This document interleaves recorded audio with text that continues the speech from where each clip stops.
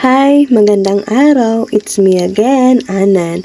So, ngayong araw, ito yung araw na kay tagal naming hinihintay. Sa wakas, sa loob ng 4 na taon ng aming paglalakbay, sa hirap, walang tulog, walang kain, pagod, puyat, iyak, sakit, tawanan, lahat-lahat na ay sa wakas. Ngayong araw, masasaksihan na namin ang mga pagod na aming dinaranas sa loob ng 4 na taon.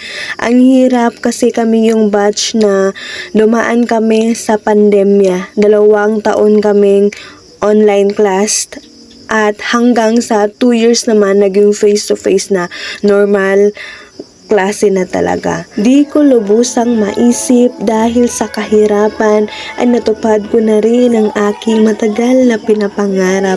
Pangarap ng aking pamilya, pangarap ko, pinangarap namin ng aking lola nung siya'y nabubuhay pa. Sana kung saan ka man naroon na aking pinakamamahal na lola, sana proud ka sa apo mong nakapagtapos na. Maraming salamat sa mga taong sumusuporta at nagbibigay financial sa lahat ng mga tulong. Maraming salamat.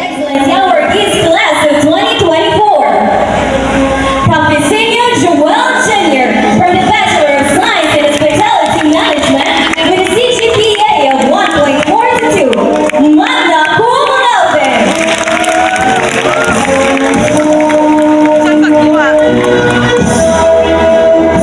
Nursing with a CGPA of 1.501. Cum laude. Magtanas Jet.